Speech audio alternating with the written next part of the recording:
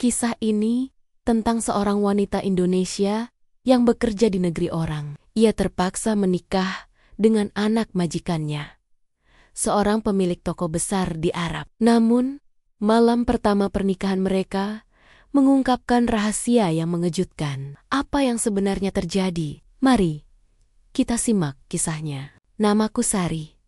Usia 25 tahun. Aku berasal dari desa kecil di Indonesia. Karena himpitan ekonomi, aku merantau ke Arab Saudi untuk bekerja sebagai pembantu. Aku pikir hidupku akan lebih baik, bisa membantu orang tua dan adik-adik. Tapi ternyata hidup di negeri orang tak semudah yang kubayangkan. Majikanku bernama Tuan Abdullah. Ia pemilik toko elektronik besar di Jeddah. Rumahnya mewah, istri dan anak kenenia terpandang.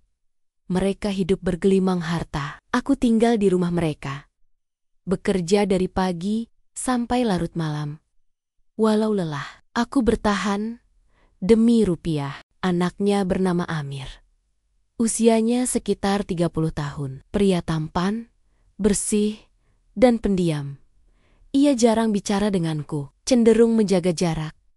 Tapi itu wajar. Aku hanya pembantu, bukan siapa-siapa. Aku tahu diri, tak pernah bermimpi menyentuh dunia mereka. Suatu sore, Tuan Abdullah memanggilku. "Sari, duduklah," katanya. Aku menunduk. Jantungku berdebar. "Besok, kau akan menikah dengan Amir," ucapnya tegas.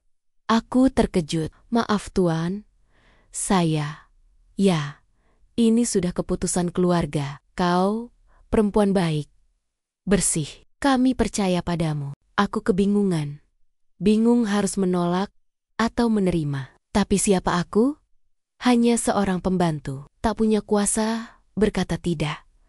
Malam itu, aku menangis dayam-dayam di kamar kecilku. Apa yang sebenarnya sedang terjadi? Mengapa hidupku secepat ini berubah arah? Besoknya, pernikahan itu benar-benar terjadi. Hanya akad sederhana di ruang tamu. Tak ada gaun, tak ada pesta. Aku duduk di samping Amir yang dingin. Ia tak menatapku sama sekali. Semua terasa asing. Aku seperti dijual, bukan dinikahi. Malam pengantin pun tiba. Aku masuk kamar dengan hati ciut. Amir duduk di pojok ruangan, lalu membuka suara. Aku tahu ini mendadak. Aku pun tak menginginkan ini, tapi ayah memaksaku. Katanya datar. Aku hanya menatap lantai, tak tahu harus berkata apa. "Kenapa aku?" tanyaku lirih. "Karena kau tertangkap warga saat keluar malam minggu lalu." Mereka mulai bergosip, ayah tak mau nama keluarga rusak. Maka pernikahan dianggap solusi. Aku tercekat. Jadi ini hanya soal menjaga nama baik. Aku merasa hina. Aku dinikahi bukan karena cinta, tapi karena aku dianggap masalah yang harus diselesaikan. Amir menambahkan, "Aku tidak akan menyakitimu, tapi jangan berharap lebih. Hatiku milik orang lain." Tangisku pecah malam itu. Diam-diam, tanpa suara, aku telah kehilangan segalanya. Bahkan, harapan kecil untuk dicintai pun menguap. Aku tidur di sisi suamiku, yang tubuhnya hangat, tapi hatinya dingin membeku. Aku terbangun di pagi hari. Mataku sembab, tapi hati ini lebih sesak. Dia tidak mengatakan sepatah kata pun semalam. Setelah melihat aku menangis, dia hanya berkata pelan, "Aku tidak akan menyentuhmu tanpa izinmu." Lalu tidur membelakangiku. Di atas ranjang yang besar dan mewah, aku merasa kecil, tak berarti, dan ketakutan. Tapi saat aku membuka tirai jendela, mataku langsung menyipit. Ada karangan bunga, puluhan bahkan ratusan, dengan tulisan dalam bahasa Indonesia. "Selamat menikah, wahai pahlawan keluarga." Hatiku mencelos. Ini pasti dari orang-orang kampung. Ayahku, ibuku. Mereka menyebarkan kabar ini seolah aku bahagia. Padahal aku sebaliknya. Tak lama, pintu kamar diketuk pelan. Lalu terbuka. Dia masuk sambil membawa 2 cangkir teh. Aku tahu kamu suka teh manis hangat, katanya sambil tersenyum. Aku hanya diam. Maafkan ayahku. Seharusnya dia tidak memaksamu. Dia duduk agak jauh, tak berani menyentuhku. Tapi sorot matanya terlihat penuh penyesalan. Lalu, kenapa kamu setuju? Pertanyaan itu akhirnya keluar dari bibirku. Dia menatapku tajam. Lama cerita ini, tapi singkatnya, aku ingin menjaga kehormatanmu. Ayahku orang keras. Kalau dia mau sesuatu, dia berhenti bicara. Wajahnya sedikit muram. Kalau bukan aku yang nikahi kamu, mungkin kamu akan dinikahi orang lebih kejam dari ayahku sendiri. Aku terdiam. Aku tak tahu harus percaya atau tidak, tapi nada suaranya tidak terdengar seperti sedang berbohong. Jadi kamu melindungiku dengan menikahiku. Aku ingin kamu tetap bisa pulang ke Indonesia dengan kepala tegak. Aku tidak akan menuntut apapun dari kamu. Kalimat itu membuat air mataku jatuh lagi. Karena, entah kenapa, aku merasakan ketulusan. Waktu berlalu. Hari berganti minggu. Aku tetap tinggal di rumah itu. Tidak diapa-apakan. Tidak disentuh. Aku seperti tamu kehormatan.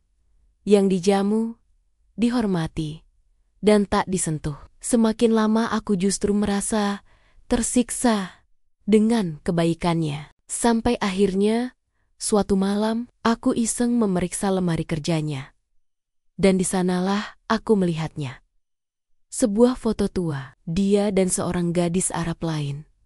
Tertawa bahagia di taman, dan di belakang foto itu tertulis, "Untuk cintaku yang telah tiada." Tanganku bergetar, hatiku terasa diremas. Jadi, dia sudah pernah mencintai seseorang, dan mungkin sampai sekarang, dia belum bisa melupakan wanita itu. Aku hanya pelarian.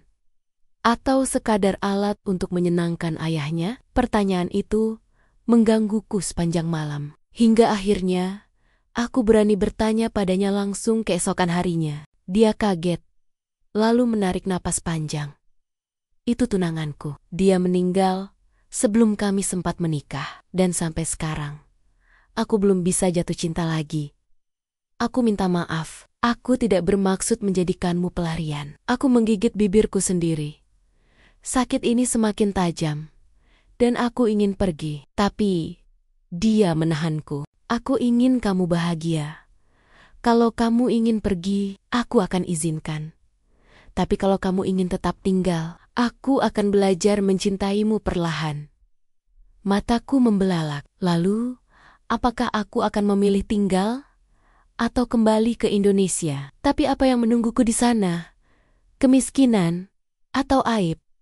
Aku masih bingung, sampai sebuah kejadian mengejutkan terjadi malam itu. Malam itu, saat hujan turun deras di luar istana mereka, aku mendengar suara ayah mertuaku mengamuk. Aku mengintip dari balik pintu. Ternyata, dia memarahi suamiku karena belum juga menyentuhku. Untuk apa aku beli perempuan itu? Kalau kamu hanya biarkan dia menghuni rumah ini tanpa memberiku cucu. Aku terkejut. Hatiku remuk. Dia bukan barang, ayah. Itu manusia.